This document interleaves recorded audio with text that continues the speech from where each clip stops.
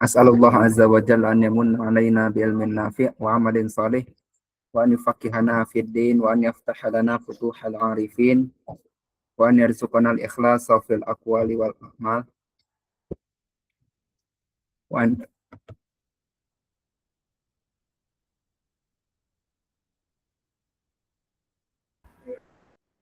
tak pakai ganti pakai ngaji buat salfok ah seruan wa an yaj'alana mimman yastami'una al-qaul fayattabi'una ahsanah.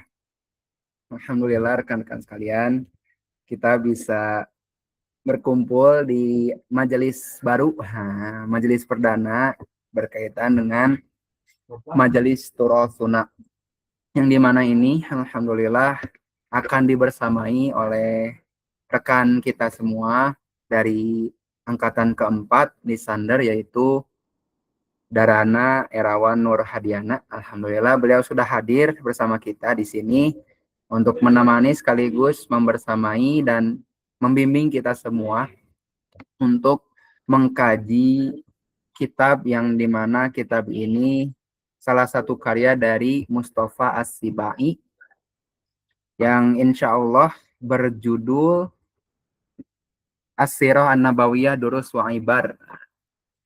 Jadi tentunya ini menjadi upaya bagi kita semua untuk mengeratkan silaturahmi kita melalui online ini. Di sisi lain kita pun ingin mengupayakan supaya teman-teman bisa menambah ilmu juga dan menambah wawasan kita terhadap perjalanan Nabi Muhammad SAW. Itu kurang lebih yang bisa disambut kali ini, dalam artian selanjutnya akan langsung bersamai kepada oleh Kang Darana, yang dimana nantinya beliau akan mengarahkan mulai dari bagaimana mulainya kajian kitab ini, sekaligus nanti akan ada penyampaian materi berkaitan dengan selayang pandang dari kitab yang kita bahas.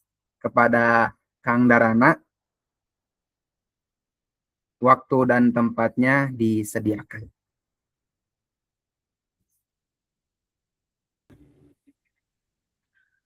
Oke, bismillahirrahmanirrahim. Alhamdulillahi qayyumis samawat wal ardin, wassalatu wassalamu ala ashrafil anbiya wal mursalin, wa ala alihi at-tayyibin at-tahirin, wa sahabatihi nujumul huda fi kulli hin. Asyhadu an la ilaha illallah wa anna Muhammadan abduhu wa rasuluh alladzi la nabiyya wa la rasula ba'dah, amma ba'd. Tidak pernah kering tinta-tinta para ulama, tidak habis-habis kertas di seluruh penjuru dunia Islam menuliskan tentang hayat dan perjuangan Rasulullah Shallallahu Alaihi Wasallam. Mulai dari zaman tabi'in, bahkan sejak zaman sahabat sendiri pun, sirah sudah mulai ditulis.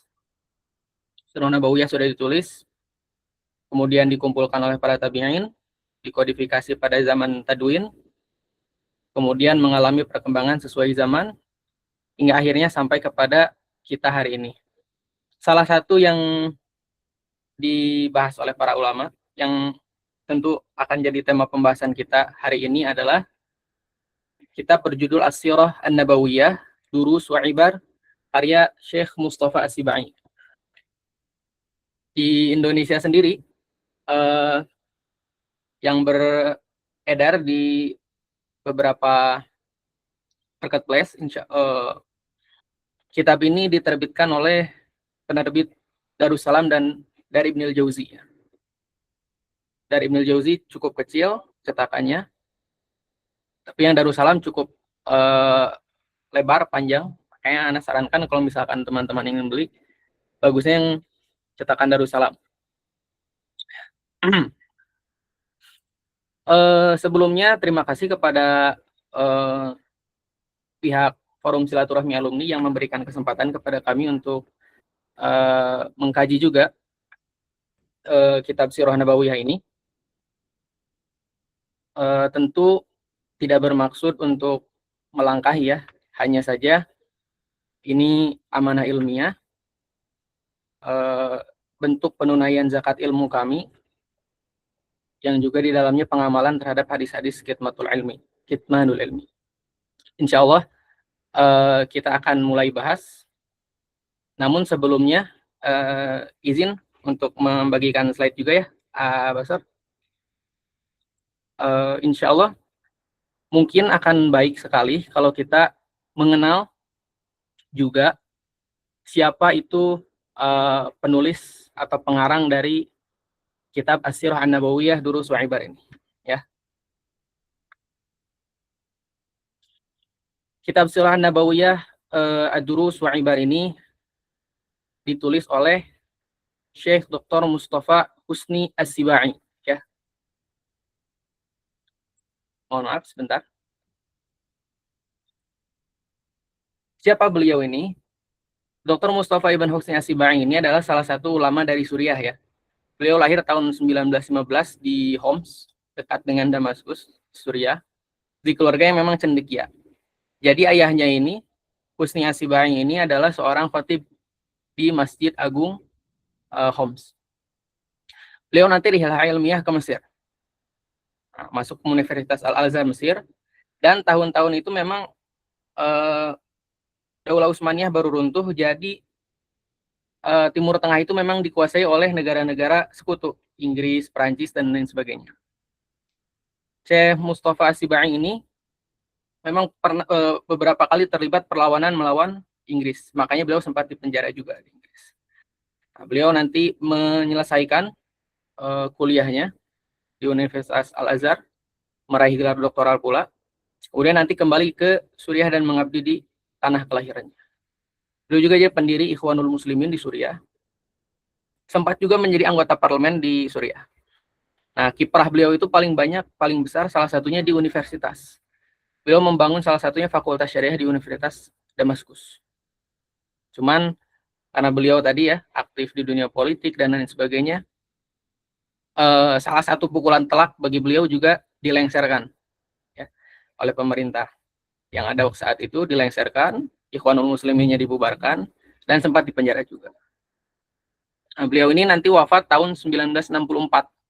Jadi beliau wafat setelah 8 tahun sakitnya. Beliau sakit 8 tahun itu, sakitnya lumpuh sebelah. Jadi bagian kiri tubuh beliau itu lumpuh, tidak bisa bagaimana-mana. Akhirnya setelah 8 tahun bersabar menghadapi ujian sakit, beliau wafat. Rahimahullah rahmatan wasi'ah. Salah satu yang unik dari Syekh Mustafa As-Sibai ini, beliau adalah ulama yang aktif menulis. Aktif menulis. Jadi karya-karya beliau itu sangat banyak. Salah satu yang paling bagus itu adalah, yang paling fenomenal itu kitab As-Sunnah wa Makanatuha fit Tasyri', ya. Sunnah dan kedudukannya dalam syariat Islam. Nah, jadi disertasi beliau ini membahas tentang tadi kedudukan sunnah di syariat Islam itu bagaimana. Dan di sini beliau banyak membantah teori-teorinya orientalis atau orang-orang yang pemikir-pemikir Arab yang terbawa arus dengan mereka. Contohnya Goldziar. Goldziar itu orientalis asal Hungaria. Beliau juga banyak mengeluarkan teori-teori tentang hadis, meragukan otentisitas hadis, dan lain sebagainya. Nanti diikuti juga oleh pemikir Arab lain, misalnya Ahmad Amin yang menulis Fajrul Islam. Nah, itu banyak pemikiran-pemikiran yang mencoba melemahkan otentisitas hadis. Diseranglah misalkan Abu Hurairah itu dianggap sebagai pemalsu hadis katanya. Karena kok bisa orang yang baru masuk Islam tapi hadisnya lebih banyak daripada Umar dan Abu Bakar. Nah, nanti Syekh Mustafa As-Sibai ini yang membela Abu Hurairah dan lain sebagainya. Nah, tentu ini banyak juga yang lain. Tema-tema tulisan beliau itu cukup beragam ya. Studi Islam, sejarah dan peradaban dan pemikiran.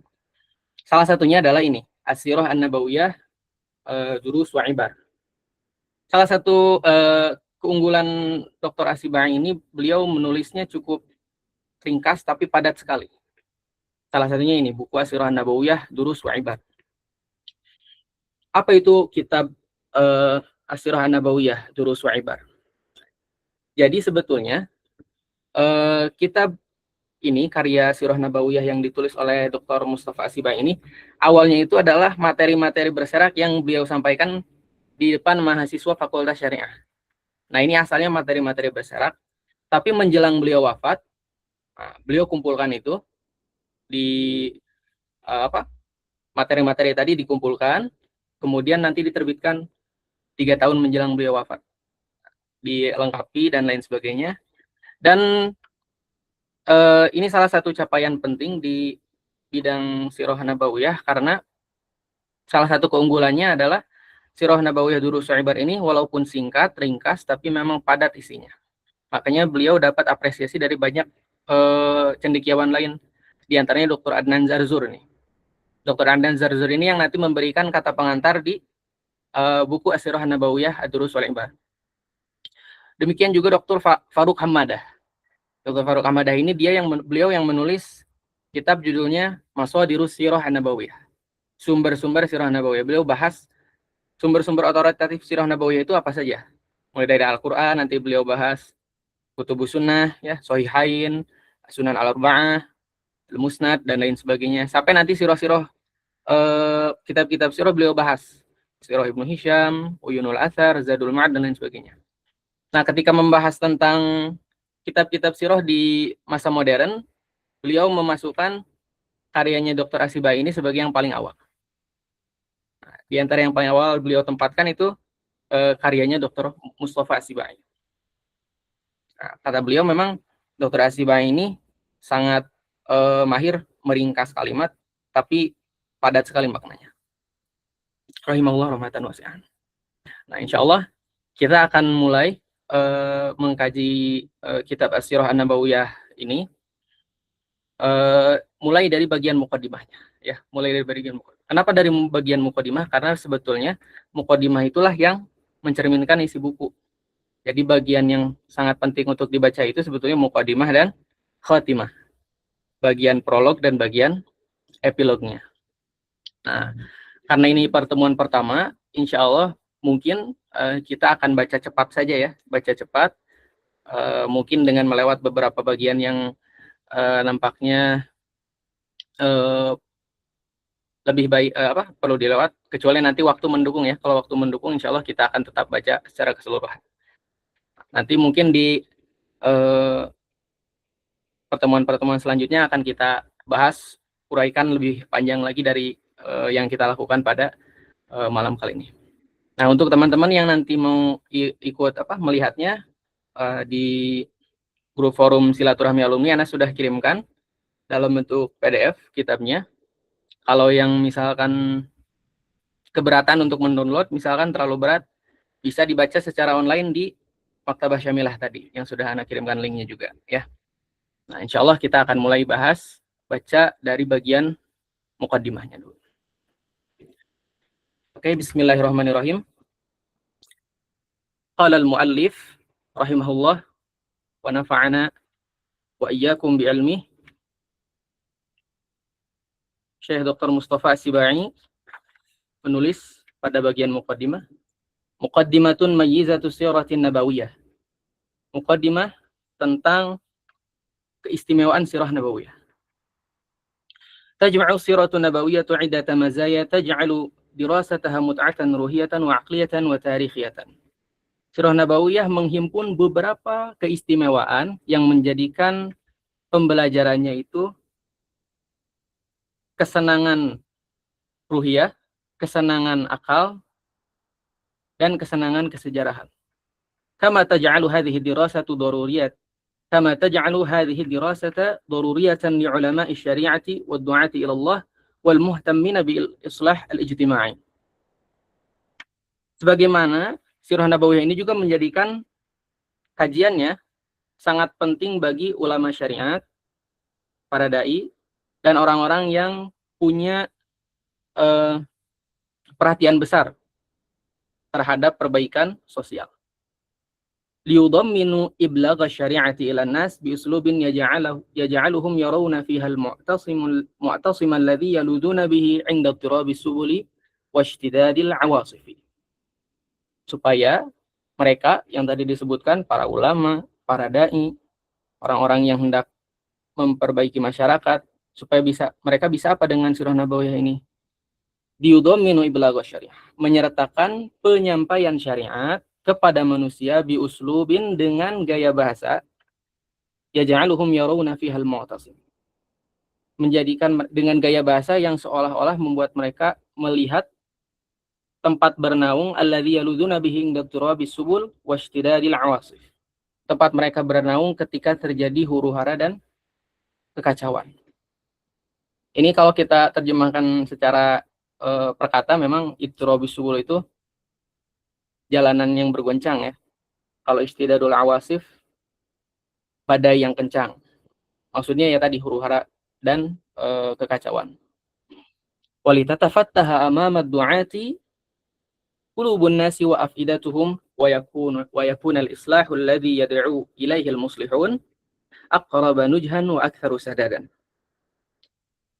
Supaya terbuka di hadapan para dai itu hati-hati dan dada para manusia, dan perbaikan yang diserukan oleh para muslihun tadi itu menjadi lebih dekat keberhasilannya dan lebih tepat sasarannya. Maksudnya apa? Maksud Dr. Asibai ini di teks pertama ini, surah Nabawiyah ini tadi dia itu tajma'u mut'atan ruhiyatan, aqliyatan, wa tarihiyatan. Jadi ketika mempelajari sirah itu ada kebahagiaan tersendiri, kebahagiaan bagi jiwa, kebahagiaan bagi akal pula. Nah, kalau ini dibersamakan kepada materi dakwah yang kita sampaikan kepada orang-orang itu akan lebih mudah menerima. Kenapa? Karena tadi orang-orang itu mendambakan tempat bernaung ketika terjadi kekacauan dan huru-hara. Tiap orang mungkin konteksnya berbeda-beda. Tapi ketika membaca sirah Nabawiyah, kita nanti melihat, oh, Nabi Muhammad pernah mengalami kesulitan seperti ini, pernah mengalami kesulitan seperti ini. Nah, setelah membaca sirah, kita mendapat inspirasi dan akhirnya tadi jadi mut'ah ruhiyah wa aqliyah. Selain jadi kebahagiaan buat jiwa kita, kebahagiaan pula untuk akal kita, karena tadi terlatih. Nah, makanya di bagian mukadimah ini nanti Dr. Mustafa Asibai menjelaskan setidaknya 5 keistimewaan yang paling menonjol dari sirah Nabawiyah ini. Pertama, sirah Nabawiyah itu adalah biografi tokoh paling otentik. Gak ada tokoh dimanapun di dunia ini yang biografinya ditulis dan bisa dibuktikan secara ilmiah kecuali Nabi Muhammad. Yang paling kuat secara ilmiah itu pasti Nabi Muhammad. Gak ada lagi yang lain. Yang kedua, sirah Nabawiyah itu adalah biografi yang paling lengkap dan jelas setiap fasenya. Hanya Nabi Muhammad yang manusia yang pernah hidup di muka bumi ini yang tercatat biografinya, yang jelas dari awal beliau lahir, atau bahkan sebelum beliau lahir, kehidupan keluarganya, sampai beliau wafat, itu nggak ada yang selengkap Nabi Muhammad. Yang ketiga, beliau ini realistis dan ideal dijadikan pelajaran. Maksudnya bagaimana? Nanti kita akan bahas. Kemudian yang keempat, sirah Nabawiyah ini mencakup segala aspek kehidupan. Makanya tadi jadi ideal dan realistis untuk dijadikan teladan oleh semua orang. Yang terakhir, dia ini jadi bukti kebenaran risalah Nabi Muhammad SAW. Insyaallah kita akan bahas satu persatu ya. Wa nujbilu fima yali abraza mazaya as-sirah Nabawiyah.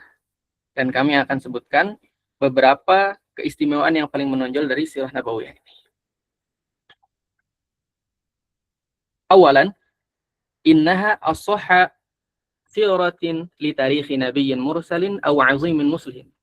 Faqad wasalat ilaina siratu Rasulillah sallallahu alaihi wasallam an asahhi turuqil ilmiyyati wa aqwaha thubutan. Kama sanara fi bahthi masadir sirah, bimma la yatraku majalan lisyakki fi waqa'iha al-barizati wa ahdathiha al-kubra. Yang pertama, sirah Nabawiyah itu adalah sirah paling sahih tentang Nabi yang diutus atau seorang pembesar yang memperbaiki masyarakatnya. Karena sungguh sirah Rasulullah SAW itu telah sampai kepada kita lewat jalur yang paling sahih secara keilmuan dan paling kuat. Sebagaimana nanti kita akan lihat pada pembahasan Masadiru As-Sirah. Nanti bab setelah ini adalah bab Masadiru Sirah, bab tentang sumber-sumber sirah. yang tidak menyisakan ruang sedikit pun untuk meragukan kejadian-kejadian dan peristiwa-peristiwa besar di dalamnya. Wa mimma yuyassiru lana ma'rifata ma udhifa ilaiha fil 'usur al-mutaakhirah min ahdatsin aw mu'jizatin aw waqa'i'a أوها بها العقل الجاهل الراغب في زيادة إضفاء الصفة المدهشة على رسول الله صلى الله عليه وسلم أكثر مما أراد الله لرسوله أن يكون عليه من جلال المقام وقدسية الرسالة وعظمة السيرة.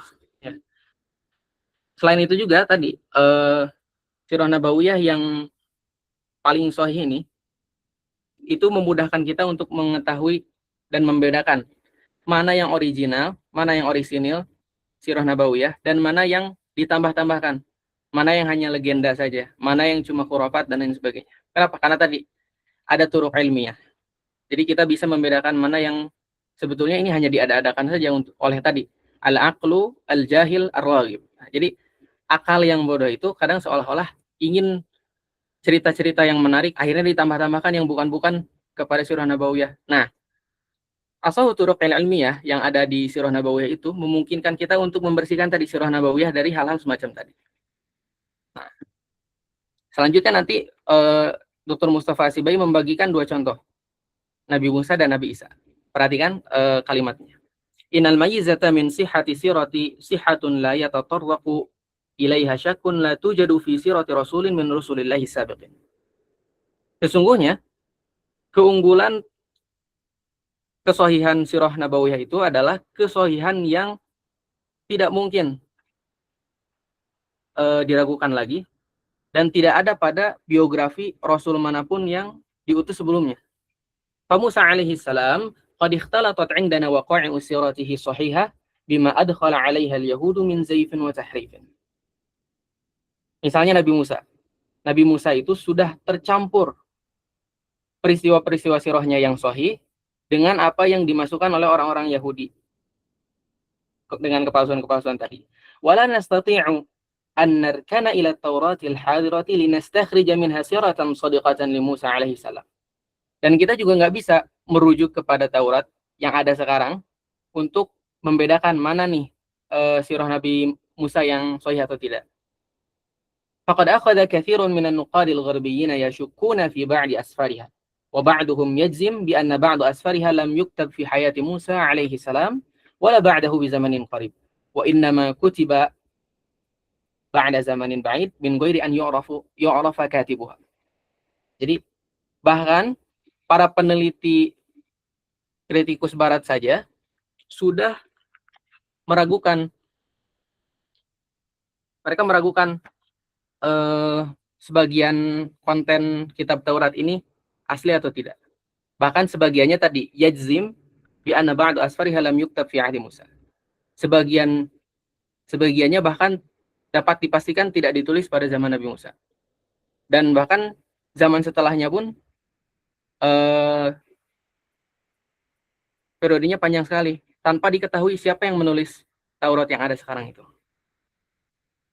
Wa hadha wahduhu kafin litashkik fi sihhati sirati Musa kama waradat fi Taurah. ولذلك ليس أمام المسلم أن يؤمن بشيء من صحة سيرته إلى ما جاء في القرآن الكريم والسنة النبوية الصحيحة. Maka dari itu ini saja sudah cukup untuk menjadi alasan untuk meragukan orisinalitas biografi Nabi Musa berdasarkan Taurat. Makanya seorang muslim itu tidak siogianya mempercayai kisah Nabi Musa selain daripada apa yang disampaikan oleh Al-Quran dan Sunnah Nabawiyah yang sahih. Karena terkadang orang-orang yang khutbah untuk menarik perhatian orang ya tadi disampaikan Israiliyat dan lain sebagainya, hal-hal yang tidak sahih disampaikan. Nah, padahal ya tidak perlu, cukup Al-Quran dan Sunnah Nabawiyah. Ini yang paling otentik untuk jadi sumber biografi para nabi dan rasul. Wa mithlu dzalika yuqalu fi sirati Isa alaihi salam. Hal yang sama juga terjadi di biografi Nabi Isa alaihi salam. فهذه الأناجيل المعترف بها رسميا لدى الكنائس المسيحية إنما أقرت في عهد متأخر عن السيد المسيح بمئات السنين. Nah, jadi kata Dr. Mustafa Asibai, kitab-kitab Injil yang diakui secara resmi oleh gereja pada hari ini itu sebenarnya ditetapkan pada zaman yang sangat terlambat sekali dari zaman Al-Masih. Dari zaman Nabi Isa alaihissalam, bahkan ratusan tahun jaraknya. Faqad ikhtirat biduni musawwighin ilmiyyin min baini mi'atil anajil allati kanat muntashiratan fi aidil masihiyyin yawma idzin. Dan Injil yang tadi ditetapkan tadi itu dipilih tanpa musawwighin ilmi, tanpa dasar keilmuan yang jelas. Di antara ratusan Injil yang tersebar di kalangan orang-orang Kristen pada masa itu. Tuma inna nisbat hadhil anajil katibiha lam yathbut an tariqin ilmiyyin tatma'innun nafsu ilaihi. Nah, bahkan penisbahan Injil-Injil yang sekarang kepada penulis-penulisnya tadi, pada Markus, Matius, Lukas, dan Yohanes tadi, itu tidak melalui verifikasi keilmuan yang tatma'innun nafsu ilaihi, yang memuaskan dahaga keilmuan tadi. Fahiya lam turwa bisanadin muttasilin ila katibiha. Ala anna al-khilafa qad waqa'a aidan baina an-nuqadil gharbiyyin fi asma'i ba'di haula'il katibin man yakununa wa fi ayyi asrin kanu. Bahkan para peneliti barat saja itu berbeda pendapat yang menuliskannya itu siapa dan mereka hidup di zaman apa. Nah, itu jadi perdebatan panjang. Nah, ini cukup untuk kita pertanyakan kembali. Sebetulnya otoritatif tidak Injil itu untuk menjelaskan kisah Nabi Isa alaihissalam. Nah, makanya selanjutnya lebih gamblang lagi. Wa idza kana hadza sya'nu siyari rusuli ashabud diyanat al-muntashira fil 'alam kana syakku aqwa fi sirati ashabid diyanat wal falasifatil akharin alladhi yu'addu atba'uhum bi mi'atil malayin fil 'alam. Kalau seandainya tadi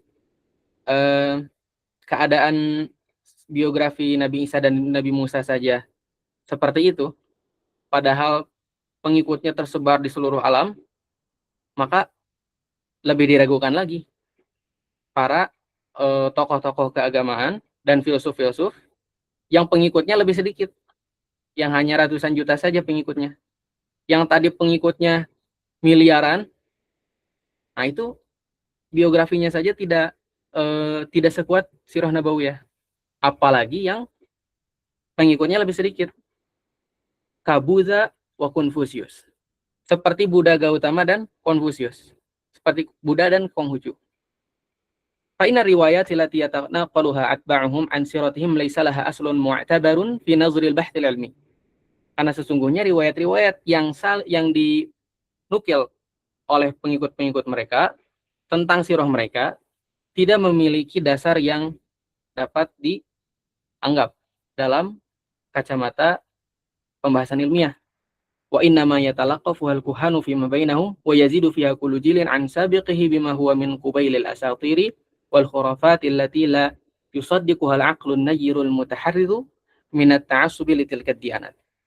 Jadi itu hanya berita-berita yang saling disampaikan oleh para pemuka agamanya, dan setiap generasi mungkin sekali menambahkan hal yang tidak ada sebelumnya, dan bahkan banyak juga min kubailil asatir wal khurafat, lebih banyak legenda dan khurafatnya.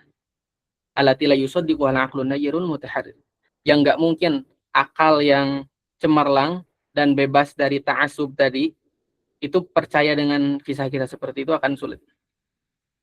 Makanya wahakada, kalimat terakhir untuk menutup paragraf tadi, Dr. Mustafa Sibai menulis, wahakada najidu anna as-sahha siratin wa aqwaha thubutan mutawatiran hiya siratu Muhammadin Rasulillahi alaihi salam. Jadi kata Dr. Mustafa Sibai, dapat dipastikan biografi paling otentik itu biografi Nabi Muhammad, karena tadi punya punya asahu turuq al-ilmiyah, punya jalur-jalur keilmuan yang ilmiah. Contoh kasus, kita bisa tahu misalkan kisah hijrah bagaimana. Kita tentu kan diajarkan ketika membahas sirah nabawiyah, Nabi hijrah dari Mekah ke Madinah. Awalnya mau ada peristiwa pembunuhan, rencana pembunuhan oleh kafir Quraisy, kemudian merencanakan dengan Abu Bakar berangkat bersembunyi di gua Sur sampai nanti sampai di Madinah. Nah, itu kita bisa tahu dari mana rincian kisah-kisahnya. Kalau misalkan orang-orang di luar Islam nanti mempertanyakan, dari mana Anda tahu misalkan Nabi Muhammad hijrahnya demikian, demikian, demikian, demikian?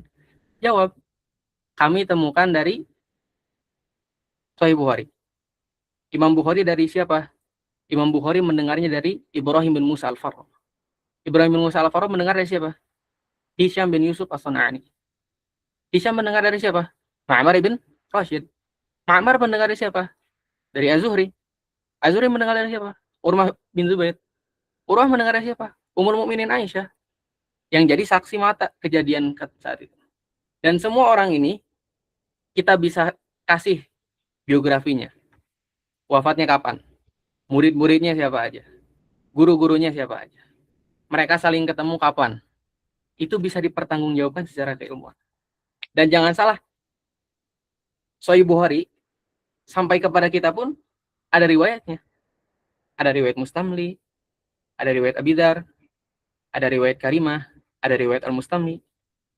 Dan naskah-naskahnya kalau kita tanyakan, ada nih naskahnya di naskah Sultaniyah, tempatnya begini, begini, begini, tempatnya di sini, di sini. Itu baru Sahih Bukhari. Belum Sahih Muslim, belum Sunan Arba'ah, belum Musnad, belum lagi kutubus sirah yang lain, belum kutubut tarojim, belum kutubut tarikh al-am, dan lain sebagainya. Makanya tidak heran kalau kita katakan Sirah Nabawiyah ini adalah biografi manusia yang paling otentik yang pernah ada di sejarah umat manusia ini.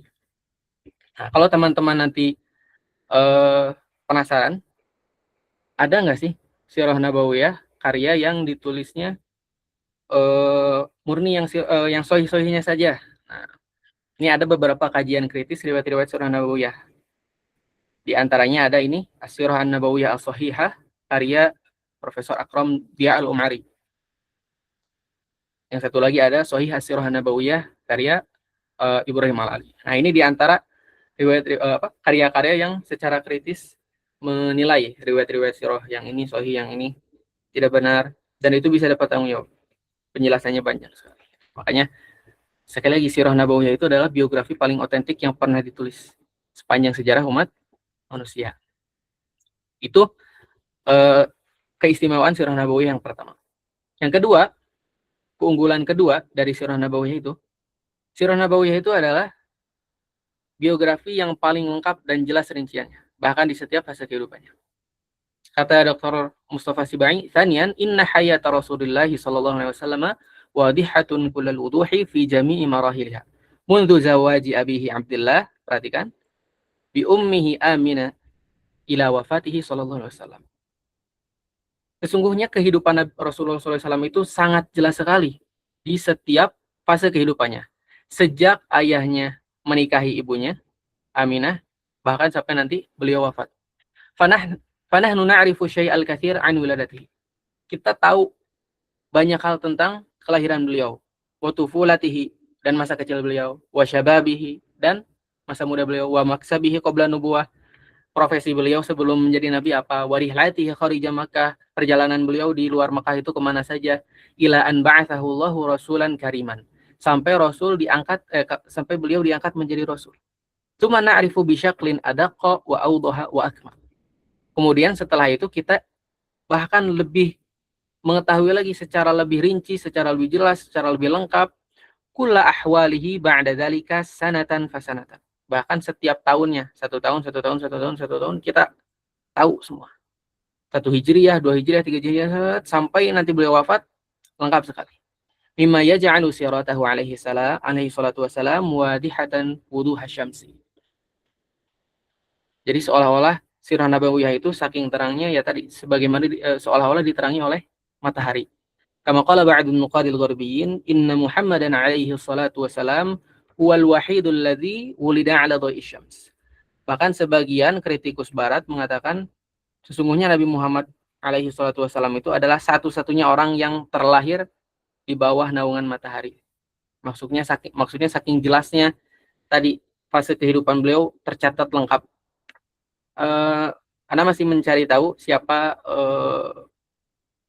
Nuqadul Gharbiyyin yang beliau maksud. Jadi mungkin kalau teman-teman tahu, boleh nanti ya di sharing juga. Karena ini cukup unik ya. Jarang-jarang ada orientalis yang munsif seperti ini. Wa hadza ma lam yatayassar mithluhu wala qaribun minhu li rasulin min rusulillahi sabiqin. Fa Musa alaihi salam la na'rifu syai'an qat'u an tufulatihi wa syababihi wa turuq ma'isyati qabla an-nubuwah. Ini bahkan tidak dicapai dalam biografi-biografi Rasul lain. Misalnya Nabi Musa, kita belum tahu tentang masa kecilnya seperti apa, masa remajanya seperti apa, profesi ketika sebelum jadi nabinya apa saja, kecuali yang Nabi sebutkan ya, bahwa para nabi itu para nabi itu pernah menggembala, pernah berprofesi sebagai penggembala. Wa na'rifu syai'al qalil an hayatihi ba'da nubuwwah. Dan kita tahu beberapa hal kecil setelah beliau diangkat menjadi nabi. Mimma la yu'tina suratan muktamilatan li syakhsiyati. Tapi itu belum cukup untuk menggambarkan kepribadian Nabi Musa itu seperti apa sih? Wa mithlu dzalika yuqalu fi Isa alaihi salam. Fa nahnu la na'rif syai'an an tufulatihi illa ma tadhkuruhu al-anajilul hadirah min annahu dakhala hilal yahud. Kita juga nggak tahu tentang masa kecil Nabi Isa, kecuali ada satu peristiwa beliau masuk ke kuil orang Yahudi dan lain dan tadi naqash ahbarahum, mendebat para rabi-rabi di sana. Hadhihi al-haditsatul wahidatu allati yadhkurunaha an tufulatihi. Ini satu-satunya kisah tentang masa kecil Nabi Isa yang ada di Injil yang sekarang. Fahadhihi al-haditsatul wahidatu allati yadhkurunaha an tufulatihi. Tsumma nahnu la na'rif min ahwalihi ba'da nubuwah ila ma yatasilu bida'watihi wa qalilan min uslubi ma'isyatihi wa ma'ala dzalika fa amrun yughattihi ad-dababul katsir. Ya. Kemudian kita nggak tahu keadaan beliau setelah diangkat menjadi nabi, kecuali yang berkaitan dengan dakwahnya saja. Sedikit sekali tentang gaya hidup beliau. Dan selain daripada itu, amrun yughattihi ad-dababul katsir. Menjadi perkara yang ditutup oleh kabut yang begitu tebal. Fa'aina hadza mimma tadhkuruhu masadiru siratin sahihah min adaqqit tafasili fi hayati rasulina asyakhsiyah. Ini enggak sebanding dengan apa yang sumber-sumber sirah nabawiyah sebutkan, bahkan sampai rincian-rincian paling kecil dari kehidupan Rasulullah SAW. Ka'aklihi, ketika beliau makan, wa qiyamihi, dan beliau berdirinya seperti apa, qu'udihi, beliau duduknya seperti apa, walibasihi, ya, beliau bajunya seperti apa, pakaiannya seperti apa, wasyaklihi, bentuk beliau seperti apa, badannya, hayatihi, wa mantiqihi, bagaimana beliau berbicara, muamalatihi li usratihi, bagaimana beliau berinteraksi dengan keluarga, wa ta'abbudihi, bagaimana beliau beribadah, salatihi, salatnya bagaimana, muasyaratihi li ashabihi, bagaimana beliau berinteraksi dengan para sahabat. Bal balaghatid diqqatu fi ruwati siratihi an yadhkuru lana 'adada sya'aratil bid fi ra'si lihiyati. Bahkan saking rincinya sirah nabawiyah itu, bahkan sampai disebutkan, kita bisa ada informasi dalam sirah nabawiyah itu tentang rambut-rambut putih yang ada di kepala dan janggut beliau. Saking rincinya sumber-sumber sirah nabawiyah menggambarkan kepribadian Rasulullah. Nah, inilah salah keunggulan kedua sirah nabawiyah. Sirah nabawiyah itu biografi yang paling lengkap dan jelas yang pernah ditulis dalam sejarah. Selanjutnya apa? Ini mungkin ini gambaran tentang betapa lengkapnya perjalanan hidup beliau selama dari lahir sampai nanti beliau wafat. Yang ketiga apa?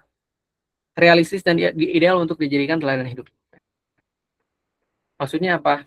Nah, kita coba simak penjelasan dari Dr. Asibai. Maksudnya apa sih realistis dan ideal dan dijadikan teladan hidup? Thalitsan, inna sirata Rasulillah tahki sirata insanin akramahu Allahu birrisalah falam tukhrijhu an insaniyatihi wa lam talhaq hayatuhu bil asatir wa lam tudaf alaihi al-uluhiyyati qalilan wala kathiran. وإذا قارنا هذا بما يرويه المسيحيون عن سيرة عيسى عليه السلام وما يرويه البوذيون عن بوذا والوثنيون عن آلهتهم المعبودة اتضح لنا الفرق جليا بين سيرته عليه السلام وسيرة هؤلاء. Jadi kata Dr. Mustafa Sibai, sirah Rasulullah SAW itu menceritakan sosok manusia yang diberikan kemuliaan risalah, tapi itu tidak mengeluarkan beliau dari sisi-sisi kemanusiaannya, dan kehidupan beliau tidak tercampur dengan legenda-legenda. Beliau sendiri tidak diasosiasikan dengan ketuhanan, baik sedikit maupun kasir. Kalau kita bandingkan dengan apa yang diriwayatkan oleh Masihiyun, oleh orang-orang Kristen, an sirati Isa, tentang biografi Nabi Isa, wa ma yarwihil budhiyun an Buddha, dan apa yang diriwayatkan orang-orang Buddha tentang Buddha Gautama, atau kelompok-kelompok lain, ittadohalan al-farqa jalian, akan nampak perbedaannya sangat jelas bagi kita. Baina siratihi alaihi salam wa sirati haula. Biografi Nabi dan mereka itu memang berbeda. Walidzalika atharun ba'idul mada fi sulukil insani wal istima'i li atba'ihim. Dan itu nanti akan berdampak sangat besar tentang bagaimana kehidupan sosial di tengah masyarakatnya. Fadi'a'ul uluhiyyati li Isa wa li Buddha ja'alahu ma ab'ada manalan min an yakuna qudwatan namudajiyatan lil insani fi hayatihi asy-syakhsiyah wal ijtimaiyah. Klaim bahwa Nabi Isa dan Buddha itu sebagai Tuhan, itu malah menjadikan dua figur ini nggak bisa dicontoh, nggak bisa dijadikan teladan. Kenapa? Ya tadi, mereka kan Tuhan, sementara kita manusia, beda. Makanya ini mereka akan jauh sekali untuk bisa ditiru. Nah, beda dengan Rasulullah. Bainama dhalla wa sayazillu Muhammadun sallallahu alaihi wasallam al-mathala an-namudajiyya al-insaniyya al-kamila li kulli man arada an ya'isha sa'idan kariman fi nafsihi wa usratihi wa bi'atihi. Sementara Nabi Muhammad sudah menjadi dan akan senantiasa menjadi contoh teladan paling sempurna bagi siapapun yang ingin hidup mulia, hidup bahagia, baik secara pribadi di tengah keluarga maupun di tengah masyarakat. Wa min huna yaqulullahu ta'ala fi kitabil karim laqad kana lakum fi rasulillahi uswatun hasanatun liman kana yarjullaha wal yawmal akhir. Nah, dari sinilah kita bisa tadaburi firman Allah bahwasanya dalam diri Rasul itu ada uswah hasanah. Nah, ini memang tadi ya, ini pun memang jadi syubhat di tengah kafir Quraisy. Orang Quraisy sendiri mempertanyakan, mali hadza rasul ya'kulu ta'am wa yamshi fil aswaq. Kok bisa sih seorang rasul itu sama seperti kita? Makan-makan, kemudian jalan-jalan di pasar. Laula unzila ilaihi malakun fayakunu ma'ahu nadhira. Kenapa tidak diturunkan malaikat saja? Malaikat yang, kalau malaikat yang turun kan kita bisa langsung, oh ternyata betul, ini wahyu. Nah, padahal salah. Kalau malaikat yang diturunkan, kita nggak punya contoh untuk diteladain. Justru dengan Rasul makan dan minum, kita punya teladan bagaimana makan yang benar, bagaimana bisnis yang benar, yamshi fil aswaq. Nah, itulah ittadohalana lanal farqa jalian. Inilah bedanya sirah Nabi Muhammad dengan biografi para pemuka agama lain yang ada sebelumnya. Beliau ini realistis dan ideal untuk dijadikan teladan. Kemudian yang keempat apa? Yang keempat, sirah Nabi Muhammad ini lengkap sekali mencakup seluruh aspek kehidupan manusia. Ila sirata Rasulillah sallallahu alaihi wasallam syamilatan li kulli nawahi al-insaniyati fil insan. Fa hiya tahkilana sirata Muhammadin asyab al-amin al-mustaqim qabla an yukrimahu Allahu bir risalah kama tahkilana sirata Rasulillah ad-da'iyati ila Allah al-mutalammisi ajdal wasail liqabuli da'watihi. Sesungguhnya sirah Rasulullah SAW syamilatan likulli nawahi al-insaniyah fil insan. Mencakup seluruh aspek kemanusiaan yang ada dalam diri manusia itu sendiri. Ini mungkin akan terlalu panjang ya. Kita langsung ke sini saja. Nah ya. Jadi Rasulullah SAW itu karena tadi kehidupannya mencakup banyak aspek kehidupan, beliau itu menjalani banyak peran dalam hidupnya. Makanya orang-orang apapun profesinya, apapun posisi dia akan senantiasa menjadikan Rasulullah SAW sebagai teladan. Nabi Muhammad pernah menjadi seorang pemuda. Nabi Muhammad seorang ayah, Nabi Muhammad seorang suami, Nabi Muhammad seorang pedagang, Nabi Muhammad seorang sahabat, Nabi Muhammad seorang guru, Nabi Muhammad seorang pemimpin, Nabi Muhammad seorang dai, Nabi Muhammad seorang panglima, Nabi Muhammad seorang dermawan, hartawan. Nabi Muhammad pernah dalam posisi kaya, pernah dalam posisi kekurangan, sering sekali. Nah, makanya apapun situasi kita, profesi apapun kita, posisi apapun kita di tengah keluarga, di tengah masyarakat, Nabi Muhammad itu akan senantiasa jadi contoh yang ideal. Karena tadi, ayatu syamilatan likulli nawahi al-insaniyah. Semuanya mencakup kehidupan, aspek-aspek kehidupan manusia. Nah, nanti coba kita bandingkan dengan yang lain.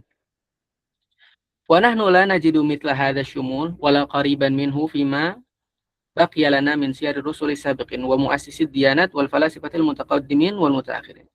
Kita nggak menemukan hal yang sama seperti ini, bahkan dekat sekalipun tidak, dalam biografi-biografi yang tersisa tentang rasul-rasul terdahulu, termasuk para pendiri agama-agama dan para filsuf, baik yang lampau maupun yang sekarang. Misalnya, Famusa yumathilu za'imal ummati alladhi anqadha ummatahu minal ubudiyah. Nabi Musa merepresentasikan seorang pemimpin umat yang membebaskan umatnya dari perbudakan. Wa wadhaha laha minal qawa'id wal mabadi'i ma yasluhu laha wahdaha. Beliau juga menerangkan prinsip-prinsip, aturan-aturan, tapi yang hanya sesuai untuk umatnya saja. Walakinna la najidu fi siratihi ma yaj'aluhu qudwatan lil muharibin. Tapi kita menemukan nggak dalam biografi Nabi Musa itu teladan bagi para pejuang misalnya, para pejuang perang, awil murabbin atau para aktivis pendidikan, awis siyasiyin atau para politikus, auru asa idwal atau para pemimpin negara, awil aba, awil azwaji misalnya. Apakah bisa kita menemukan keteladanan seorang ayah atau seorang suami dari biografi Nabi Musa? Ya mungkin, karena apa? Karena tadi informasi yang kita dapatkan tentang Nabi Musa itu sedikit sekali. Dibandingkan dengan Nabi Muhammad, tentu banyak sekali, tapi dibandingkan dengan Nabi Muhammad tidak sebanyak itu. Wa Isa alaihissalam, dan Nabi Isa alaihissalam, yumathilu da'iyata zahida alladhi ghadara ad-dunya wa huwa la yamliku malan wala daran wala mata'an. Nabi Isa merepresentasikan seorang dai yang zuhud, yang mengatakan perpisahan dengan dunia, berpisah dengan dunia. Beliau tidak memiliki harta, tidak memiliki rumah, tidak memiliki harta benda, walakinnahu fi siratihi al-mawjudah baina aidi al-masihin. Tapi di biografinya yang ada di tangan orang-orang yang beragama Kristen sekarang, la yumasilul qa'idal muharib, tidak memberikan contoh bagaimana seorang panglima itu, seorang panglima yang pejuang itu bagaimana, wala rais daulah, juga pemimpin negara itu bagaimana, walal ab walal zauj li'annahu lam yatazawwaj, juga nggak ada contoh menjadi ayah yang baik bagaimana, suami yang baik bagaimana, karena Nabi Isa sendiri belum menikah. Wala ghairi dzalika mimma tumathiluhu siratu Muhammadin sallallahu alaihi wasallam. Dan lain sebagainya yang ada dalam sirah Nabi Muhammad sallallahu alaihi wasallam. Wa qul mithla dzalika fi Buddha. Hal yang sama juga bisa kita katakan kepada Buddha. Konfusius, ya. Konfusius, Konghucu, Aflatun, Platon. Nama aslinya itu Platon ya. Entah kenapa di bahasa Inggris huruf N-nya dibuang, Plato. Di bahasa Yunani namanya Platon. Aristu dan Aristoteles, Napoleon dan Napoleon, ghairu min ulama'i tarikh, dan yang lain sebagainya dari tokoh-tokoh sejarah. Fa innahum la yasluhuna lil qudwah. Mereka ini tidak layak dijadikan qudwah, teladan. In salihu, kalaupun layak, illa linahiyatin wahidatin min nawahil haya barazu biha washtaharu biha. Kalaupun memang layak dijadikan teladan, itu hanya dari satu aspek kehidupan saja yang mereka unggul dan populer di dalamnya. Wal insanul wahidu fit tarikh alladhi yasluhu an yakuna qudwatan li jami'il fi'at wa jami' dzawil mawahib wa jami'in nas wa Muhammad sallallahu alaihi wasallam. Satu-satunya orang yang bisa dijadikan teladan bagi semua pihak itu, satu-satunya dalam sejarah itu hanya Nabi Muhammad SAW. Nah, tadi kan kita bisa lihat ya, Nabi Muhammad itu ya tadi pernah jadi pemuda, pernah menjalani posisi sebagai ayah, menjadi posisi sebagai seorang suami, pedagang, sebagai seorang sahabat, sebagai seorang guru, sebagai seorang pemimpin, dan lain sebagainya. Nah, ini nggak kita temukan dalam biografi-biografi selain Nabi Muhammad SAW. Yang terakhir, keunggulan kelima, sirah Nabi Muhammad ini menjadi bukti kebenaran risalah Rasulullah SAW. Khamisan, inna sirata Muhammadin wahdaha tu'atina ad-dalil alladhi la raiba fihi ala sidqi risalatihi wa nubuwatihi. Inna siratu insanin kamil sara bida'watihi min nasrin ila nasr la ala tariqil khawariki wal mu'jizat bal an tariqin tabi'iyyin bahat. Sesungguhnya sirah Nabi Muhammad SAW saja memberikan kita dalil yang tidak ada keraguan di dalamnya, bahwasanya risalah dan kenabiannya itu benar. Bahwasanya biografi beliau ini adalah biografi seorang yang sempurna, yang berjalan memperjuangkan dakwahnya dari satu kemenangan ke satu kemenangan, tapi bukan lewat hal-hal yang sifatnya tadi legenda, khawarik atau mujizat, bal'an tariqin tabi'in, tapi lewat metode-metode yang alami. Nah, dari sini kita mungkin bisa kasih satu catatan penting ya kepada tulisan Dr. Mustafa Asibai. Satu kritik yang penting ya, tentu bukan menghilangkan rasa hormat kita kepada beliau, tapi ini ya tadi kita kasih catatan penting bahwasanya apakah kemenangan-kemenangan yang Rasulullah lalu itu tanpa mukjizat atau dengan mukjizat? Nah, klaim dari Dr. Asibai, Nabi Muhammad itu menang lewat cara-cara yang alami, cara-cara yang normal, tanpa ada khawarik, tanpa ada mukjizat. Padahal sebetulnya kalau kita rinci lebih lanjut, perang Badar itu bagaimana? Rasul menang sendiri atau dengan bantuan Allah? Tentu dengan bantuan Allah. Ada malaikat yang diturunkan. Nah, di dalamnya misalkan ada begitu. Ketika Nabi Muhammad misalkan hijrah kan kemenangan. Apakah murni itu hanya ikhtiar Rasulullah saja? Atau ada mukjizat di dalamnya? Ada mukjizat. Kenapa orang-orang yang mengepung di rumah beliau bisa tidur? Itu mukjizat. Ketika Rasul perang Khandaq misalkan, apakah murni beliau menang hanya karena penduduk Madinah membangun parit saja? Enggak. Karena pasukan sana baru mundur ketika tadi ada angin besar, ada angin topan. Ini mukjizat bukan? Ya, ini mukjizat. Makanya ini catatan penting ya. Mukjizat itu ada. Termasuk di sirah Nabi Muhammad. Walaupun sebetulnya poin yang ingin disampaikan oleh Syekh Mustafa Asibai itu seperti ini. Kalau dibandingkan dengan nabi-nabi yang lain, Nabi Muhammad itu kisahnya yang paling rasional dan paling logis. Gitu. Kalau yang lain, pasti banyak legenda, banyak hal-hal yang di luar nalar dan nggak bisa kita pikirkan. Nanti kalau kita lanjutkan, panjang sekali memang. Beliau nanti mengakui memang ada mukjizat juga Nabi Muhammad, tapi mukjizat yang tadi ya, yang terlihat oleh mata, yang hanya pada hari itu saja, bukan alasan kita. Misalkan yang pada hari ini nggak bisa melihat mukjizat Nabi Muhammad, mengimani beliau. Kita mengimani beliau kenapa? Karena ada mukjizat yang menenangkan akal, yang memuaskan akal. Salah satu contoh yang beliau berikan itu Al-Quran misalkan. Al-Quran ini kan bukti ilmiah kebenaran risalah Nabi Muhammad SAW. Nah, nanti beliau membandingkan juga dengan sirah-sirah Nabi yang lain. Contohnya nanti beliau wa awdahu matsalin lidzalika as-sayyidul masih. Contoh yang paling konkretnya misalkan adalah biografi Nabi Isa. Fa innallaha haka lana fil Qur'anil Karim annahu ja'ala ad-di'amatal ula fi iqna'il yahud bi sidqi risalatihi annahu yubarri'ul akmah wal abras wa yashfil marda wa yuhyil mauta wa yunabbi'uhum bima ya'kulun wa yadkhiruna wa ma yadkhiruna fi buyutihim. Jadi di sirah Nabi Isa, biografi Nabi Isa, untuk menenangkan, untuk memuaskan orang-orang Yahudi tentang kebenaran risalah Nabi Isa ini, yang ditunjukkan apa? Yang ditunjukkan mukjizatnya itu ya tadi, menyembuhkan orang yang buta, yang punya penyakit kusta, menyembuhkan orang sakit, menghidupkan orang meninggal, dan lain sebagainya.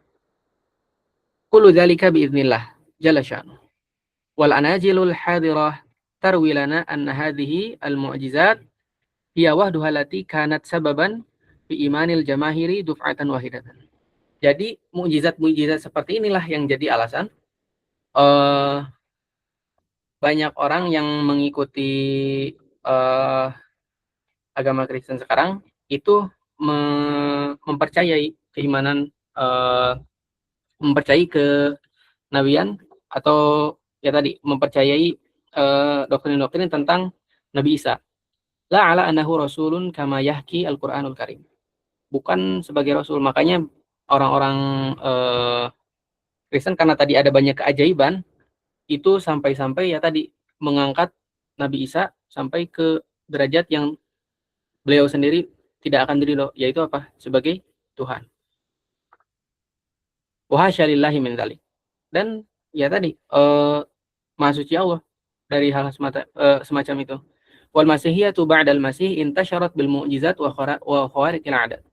Dan kekristenan setelah masa Nabi Isa itu tersebar ya tadi dengan hal-hal yang dengan penjelasan-penjelasan tentang mukjizat dan khawariqil 'adat. Wa fi sifar a'malir rusul akbaru dalilin 'ala dzalik. Dan di sifar a'mal rusul ada petunjuk yang sangat jelas tentang itu. Ada yang tahu apa sifar a'mal rusul? Sifar a'mal rusul itu salah satu bagian dari ahdun jadid ya, dari perjanjian baru, namanya sifar a'mal rusul. Jadi New Testament itu ada 4 bagian. Yang pertama al-Anajil al-Arba'ah, the Gospels. 4 Injil yang ditulis oleh 4 orang itu, Markus, Lukas, Matius, Yohanes. Bagian keduanya ini Sifar A'mal Rusul, The Art of the Apostle, kisah para rasul. Baru nanti yang ketiga Rosail Paulus, surat-surat Paulus, apa bahasa Inggrisnya, Pauline Epistles. Nah, baru yang terakhir Ru'ya Yuhana, Book of Revelation, Wahyu Yohanes. Itu selingan saja. Nah, kata Dr. Mustafa Sibai, untuk membuktikan hal itu, lihat saja nanti di Sifar A'mal Rusul, di kitab tadi, kisah para rasul. Itu banyak cerita-cerita semacam ini. Nah, intinya, ini karena panjang sekali, mungkin karena waktu yang terbatas, kita ringkas saja. Sirah Nabawiyah ini menjadi bukti rasional kebenaran risalah Muhammadiyah. Kemudian dakwah Islam itu sukses melewati proses sosial, politik, dan moral. Mukjizat yang melawan hukum alam tidak jadi basis utama kita, umat Islam, mengimani Nabi Muhammad saat ini. Inilah yang menjadikan Islam berbeda dengan agama-agama yang lain. Kita beriman kok Nabi Muhammad pernah ada mukjizat membelah bulan, tapi kita sendiri kan nggak melihat. Justru kita percaya dengan mukjizat yang seperti apa? Mukjizat yang tadi menenangkan atau memuaskan dahaga keilmuan kita seperti Al-Quran. Itu poin yang hendak disampaikan oleh Dr. Asibai. Nah, inilah catatan kritis lain untuk kita tambahkan ya tadi. Membandingkan risalah Nabi Muhammad dengan risalah sebelumnya sebetulnya tidak sederhana mendudukan mukjizat berlawanan dengan rasionalitas ya. Nabi SAW sendiri tercatat memiliki mukjizat lain yang melawan hukum alam berdasarkan riwayat sahih. Ini tadi ya, la nufarriqu baina ahadin mir rusul. Kita nggak membeda-bedakan antara rasul. Dan dengan adanya Nabi Musa membelah lautan, Nabi Isa menyembuhkan orang-orang yang sakit, menghidupkan orang yang mati, yaitu salah satu bukti kenabian mereka. La nufarriqu baina ahadin mir rusul. Nah, inilah mungkin 5 keistimewaan sirah nabawiyah yang bisa kita bahas ya. Hakadha yuqarilul Qur'an bisarahah wa wuduhin anna Muhammadan sallallahu alaihi wasallam insanun rasul. Nabi Muhammad itu hanyalah seorang manusia sekaligus seorang rasul. Wa annahu la ya'tamid fi da'wa risalah 'ala al-khawariq wal mu'jizat. Wa inma yukhatibul 'uqul wal qulub. Nabi Muhammad tidak meletakkan tidak menyandarkan klaim risalah beliau kepada hal-hal yang sifatnya tadi khawariqul adat dan legenda-legenda dan hal-hal yang di luar kebiasaan. Akan tetapi apa? Yukhatibul 'uqul wal qulub. Tapi berinteraksi dengan akal dan hati. Fama yuridillahu ayyahdiyahu yashrah sadrahu lil Islam. Demikianlah ya 5 alasan, 5 keistimewaan sirah nabawiyah yang menjadikan kita semua harus semangat mempelajari sirah nabawiyah ya. Terakhir sebelum saya tutup ya, jazakumullah khairan. Saya mau mengutip satu kutipan bagus ya dari Imam Ibnul Qayyim Al-Jauziyah. Kalau teman-teman tahu, beliau punya kitab judulnya Ighatsatul Lahfan min Masayyidis Syaitan. Beliau menukil kata salaf, ma min fi'latin wa in sagharat illa yunsharu laha diwanan. 5 wa kaifa. Tidak ada pekerjaan sekecil apapun kecuali diberlakukan 2 prinsip. Kenapa dan bagaimana. Kenapa Anda ibadah? Karena ikhlas. Bagaimana Anda ibadah? Dengan cara mengikuti Rasul. Kalau kita bisa menjawab 2 pertanyaan ini untuk setiap seluk-beluk kehidupan kita, tentu kita akan menjalani semua aktivitas kita dengan lancar. Kenapa Anda pergi ke sekolah? Kenapa Anda belajar? Karena saya ingin ibadah. Bagaimana Anda belajar? Caranya begini-begini. Kenapa kita belajar sirah nabawiyah? 5 hal yang kita pelajari inilah jadi alasannya. Bagaimana kita pelajari sirah nabawiyah? Insya Allah pertemuan selanjutnya kita akan bahas masadirus sirah nabawiyah. Jadi ya tadi 5 wa kaifa, 2 prinsip yang akan jadi landasan kita belajar sirah. 5 nadrusus sirah nabawiyah. Kenapa kita belajar sirah nabawiyah tadi? Sirah nabawiyah itu sirah paling otentik, sirah nabawiyah itu sirah paling lengkap, sirah nabawiyah itu sirah yang paling ideal, sirah nabawiyah itu yang paling menyeluruh, sirah nabawiyah itu jadi bukti kebenaran risalah Nabi Muhammad SAW. Bagaimana caranya kita belajar sirah nabawiyah? Insya Allah kita akan bahas di pertemuan yang selanjutnya. Mungkin demikian saja untuk malam hari ini. Kita selesaikan tadi ya mukadimah pertama. Untuk mukadimah pertama ini kita bahasnya agak cepat karena ya tadi cukup banyak dibandingkan bab-bab setelahnya. Insya Allah bab-bab setelahnya kita akan bahas lebih santai. Akan kita bahas mungkin bahkan kalau perlu kita bahas i'rabnya juga. Tapi untuk yang pertama ini karena pertemuan pertama dan dibandingkan dengan yang setelah-setelahnya lebih panjang, kita cukupkan sekian saja. Mangga saya kembalikan kepada Abasor. Terima kasih. Mangga mungkin ada hal yang mau didiskusikan atau koreksi terkait apa hal yang telah disampaikan. Insya Allah silahkan disampaikan saja. Jazakumullah khairan katsiran. Wabillahi taufiq wal hidayah. Aqulu qauli hadza. Tafadhal Abasor. Tamam, Masya Allah. Jazakumullah khairan katsiran Darana atas penjelasan sekaligus penyampaiannya berkaitan dengan pengantar yang alhamdulillah itu bagi saya secara pribadi sangat-sangat daging. Jadi saya cukup bangga bahwa kami atau kita punya salah satu alumni yang punya spesialis di bidang sirah. Apalagi spesialis di bidang sirah ini sekaligus beliau mumpuni kapasitas atau kompetensinya di bacaan bahasa Arab atau qawaid bahasa Arabnya. Alhamdulillah. Ini mesti diapresiasi ya rekan-rekan sekalian, jadi panutan bagi kita semua bahwa kita harus tetap memiliki upaya atau usaha agar bisa selalu berinteraksi dengan turos. Dalam artian di sini adalah kitab-kitab berbahasa Arab.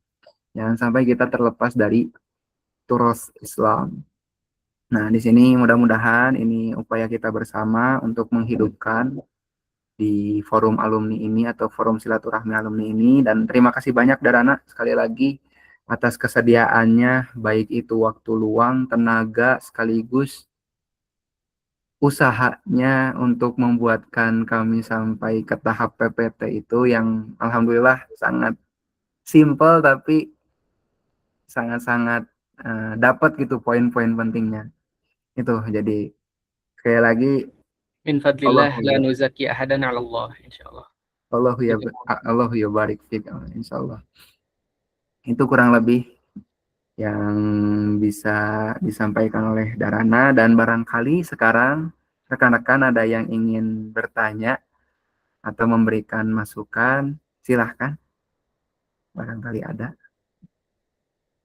yang ingin bertanya atau masukannya sebelum kita akhiri. Kalau boleh ada saran terkait cara penyampaian pun, mangga silakan. Tamam. Mungkin Nasir dulu sebelum Syahdan. Ahlan, Nasir. Tamam. Bismillah. Langsung saja bertanya ya.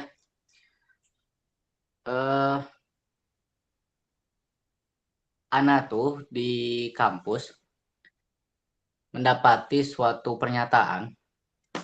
Sebenarnya ini dari orientalis ya. Berkaitan dengan keautentikan Sirah Nabawiyah itu sendiri.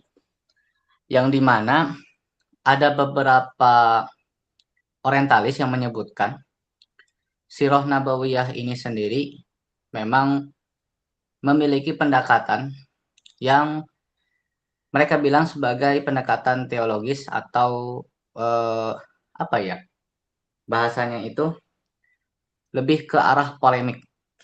Itu kata mereka. Kemudian yang menjadi persoalan mereka itu bahwa Sirah Nabawiyah yang sekarang ini itu bersumber pada dua kitab utama gitu kan, selain daripada Imam Bukhari itu sendiri. Mungkin sebagai contohnya kita melihat kitab sirah yang ditulis oleh Syekh Syafiur Rahman Al-Mubarakfuri kali ya, ataupun fikih sirah yang kita pelajari ketika mualimin, yang dimana pastinya itu akan merujuk sirah Ibnu Hisham ataupun Ibnu Ishaq gitu. Karena Ibnu Hisham itu mengutip dari Ibnu Ishaq. Dan juga satu lagi kitab Al-Maghazi karya Al-Waqidi. Nah, yang menjadi pertanyaannya adalah apakah di dalam kitab karangan atau karya maksudnya Dr. Mustafa Al-Sibai ini sendiri memang membahas hal itu secara detail. Terus yang kedua nih, mungkin pertanyaan selanjutnya, apa tanggapan Ustadz terkait dengan hal tersebut? Jazakallahu khairan, mungkin itu saja pertanyaannya. Balik lagi ke Abasor, mangga. Ya, alhamdulillah. Barangkali mau dijawab secara langsung atau bagaimana Darana? Mungkin tabung dulu aja. Tadi kalau tidak salah Asyadan juga mengacungkan tangan ya? Ya, betul. Mangga dipersilakan untuk Syahdan. Baik, terima kasih Ustadz Basor atas kesempatan bertanyanya. Kita kan Ustadz Darana tahu ya, banyak sekali literatur Sirah Nabawiyah yang tadi disebutkan oleh Ustadz Nasir tadi, kayak Rahiqul Maktum, Fiqhus Sirah, atau yang ditulis oleh Husain Haikal, atau dalam pandangan orientalis mungkin yang ditulis oleh Montgomery Watt. Apa alasan Darana mengangkat buku ini untuk menjadi topik bahasan kali ini? Begitu mungkin, simpel. Terima kasih.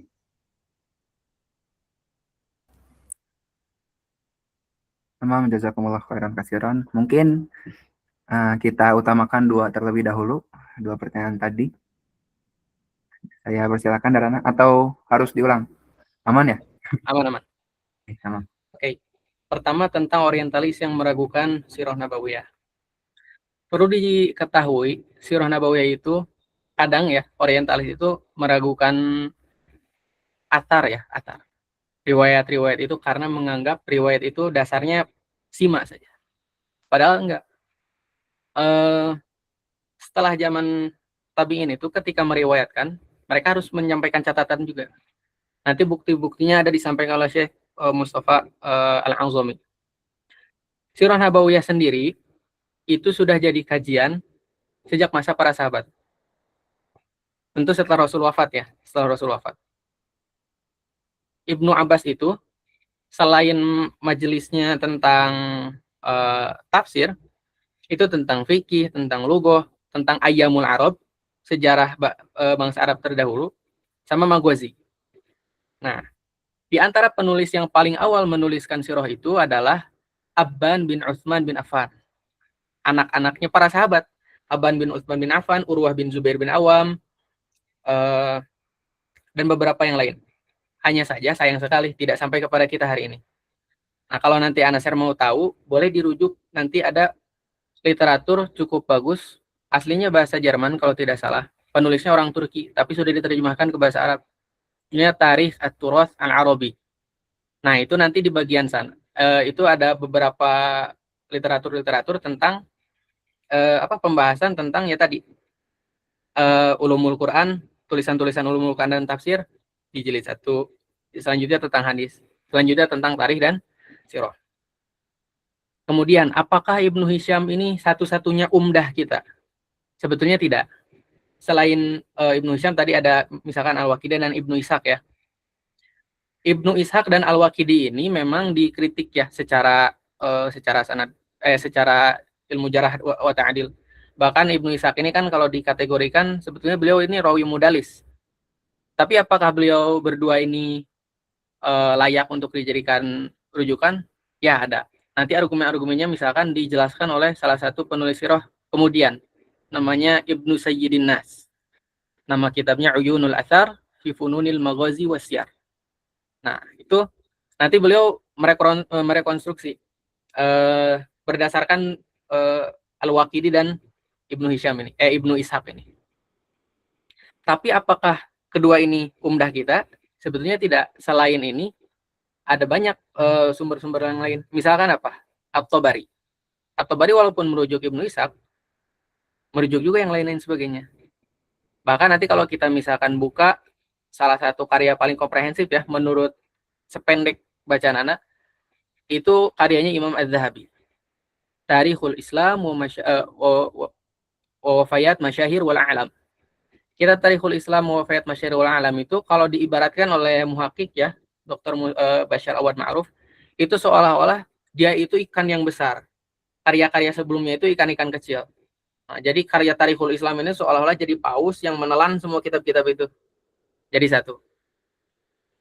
Dan yang sering dilupakan bahwa sumber-sumber sirah itu bukan hanya kitab-kitab tadi. Al-Quran pun sumber sirah. Itu satu. Kutubus sunnah pun sirah nabawiyah. Jadi kita punya tradisi keilmuan yang kuat yang nggak mungkin diragukan oleh orientalis. Kalau orientalis meragukan landasan tradisi keilmuan kita tentang sirah nabawiyah, mereka harusnya lebih ragu lagi tentang sirah Aristoteles misalkan. Harus lebih ragu lagi tentang Platon. Kalau mereka meragukan kebenaran biografi Nabi Muhammad, mereka harus lebih ragu lagi tentang biografi misalkan Napoleon dan lain sebagainya. Nah, kemudian untuk pertanyaan selanjutnya kan tadi ada apakah ini dibahas oleh Syekh Mustafa As-Sibai? Ya, ini dibahas oleh Syekh Mustafa As-Sibai nanti di bab selanjutnya. Setelah bab muqaddimah tentang Mayyizatus Sirah An-Nabawiyah, bab selanjutnya itu adalah Masadirus Sirah An-Nabawiyah. Jadi Masadirus sebelum lanjut ya nanti ini ada bab Masadirus Sirah An-Nabawiyah. Beliau bagi beberapa sumber. Ada Al-Qur'anul Karim, kemudian tadi As-Sunnah Nabawiyah Shahihah, kemudian tadi Asy-Syi'rul Arabi, syair Arab, karya sastra pun bisa jadi sumber sirah nabawiyah. Baru yang terakhir tadi Kutubus Sirah. Yang Kutubus Sirah tadi ada tatawur ta'lifnya kan, selain Ibnu Ishaq dan Al-Waqidi, setelahnya nanti datang Ibnu Hisham. Nanti nanti ada juga Tabaqat Ibnu Sa'ad. Ini cukup ensiklopedis juga. Sampai nanti ya, maksudnya dibahas dengan sangat jelas oleh Dr. Mustafa As-Sibai tentang ini. Nanti insya Allah pekan keempat kita lanjut pembacaan kitab ini, insya Allah nanti kita bahas hal tersebut.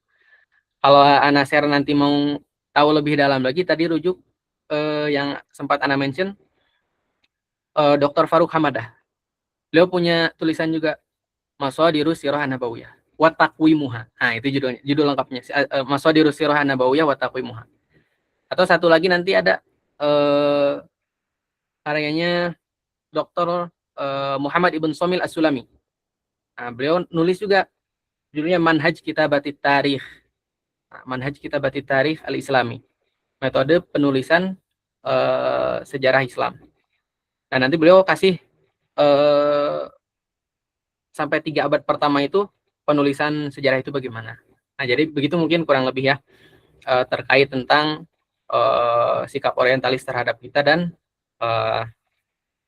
pembahasan Dr. Mustafa Asimani tadi.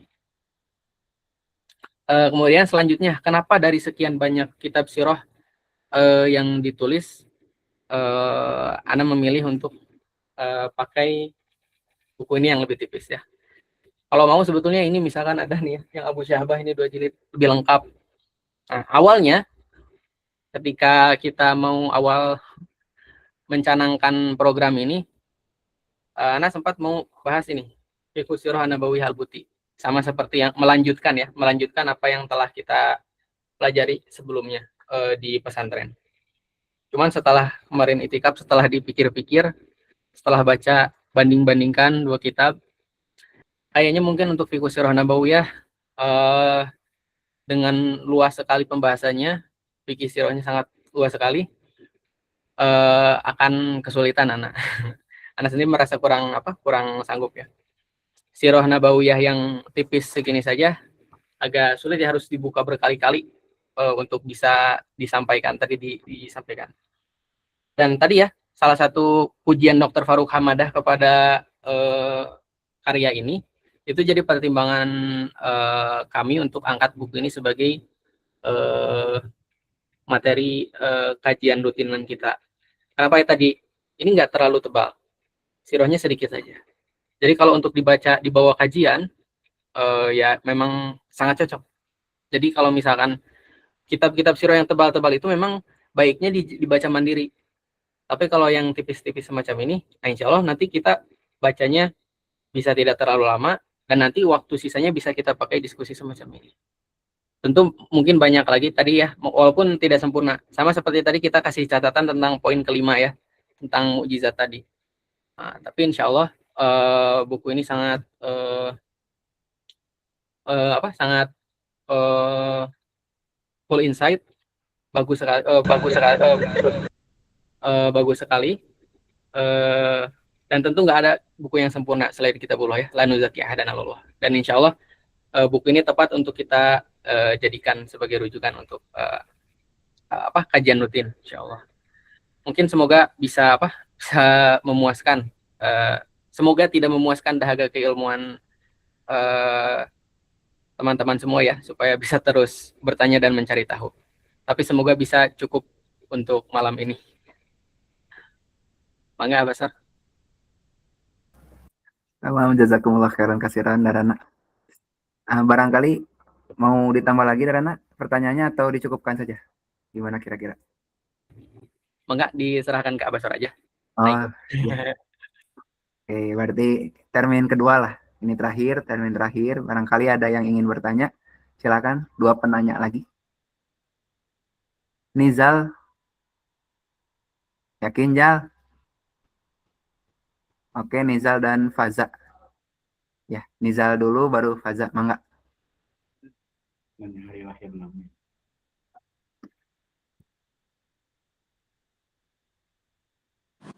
Nggak bertanya sih, cuman kayaknya ini masukan aja buat acara ini. Kayaknya kalau misalkan acara ini hybrid gimana nih? Gitu sih. Maksudnya kayaknya seru deh kalau misalkan ini hybrid secara langsung gitu. Juga bisa buat anak-anak sakan yang gabut bisa ikutan. Ya, gitu aja sih.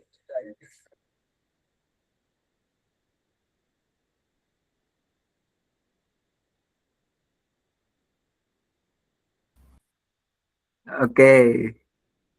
Selanjutnya mungkin Faza ya tadi. Silakan Faza.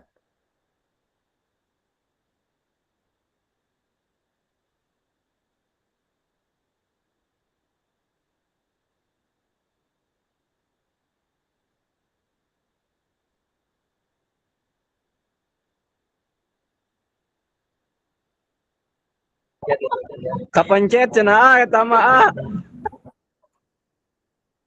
baca lah Bang. Insyaallah. Ya, mungkin tadi berkaitan dengan pertanyaan dari Kang Nizal. Itu Darana atau saya yang jawab? Mungkin Abasar aja. Oh, iya. Kalau dari anak pribadi memang mau dihibridkan, insya Allah anaknya bersedia. Cuman untuk hibrid itu kan yang perlu ditanya kesediaannya bukan anak aja. Yang menyiapkan sarana dan prasarananya pun tidak kalah penting untuk ditanyakan kesiapannya. Makanya kalau anak pribadi mungkin bersedia insya Allah. Kalau hibrid pun nggak apa-apa. Bahkan mungkin beberapa teman yang ngechat juga nanya ini kira-kira boleh untuk umum atau enggak dan lain sebagainya. Ada banyak juga. Kalau hibrid pun insya Allah bersedia. Cuman ya tadi kesediaan tempat, kemudian ya tadi ya sarana dan prasarana untuk orang-orang yang menyiapkannya perlu ditanyakan juga kesiapannya. Tapi insya Allah kalau anak untuk hibrid ataupun online seperti ini insya Allah akan siap senantiasa. Alhamdulillah. Itu jawaban dari pemateri dan perannya sebagai pemateri ya. Sedangkan saya jawaban dari PJ dan otomatis kita melihat realita ya teman-teman. Yang pertama kita melihat, saya suka mengawali obrolan seperti ini itu dengan cost and benefit ya. Jadi gimana apa yang harus kita korbankan, apa yang kita harapkan dari program yang mau kita capai.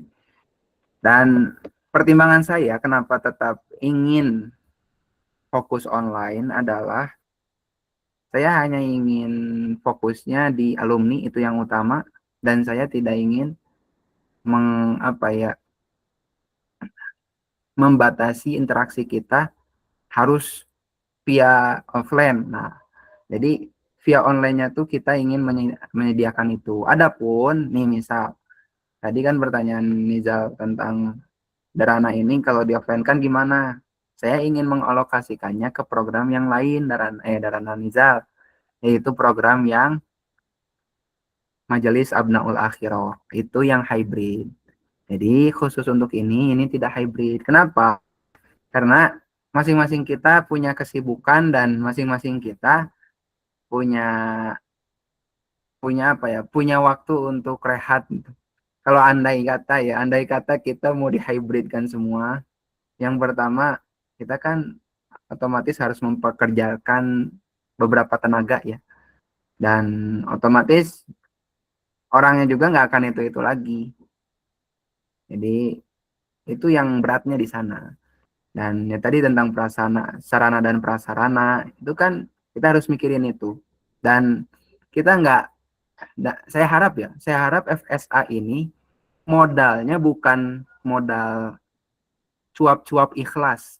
Maksud cuap-cuap ikhlas tuh kita ngomong sing ikhlasnya ya mah dalam rangka jihad, itu hanya cuap-cuap teman-teman bagi saya ya. Karena ikhlas dan jihad itu bukan dibahasakan dengan hal yang seperti itu.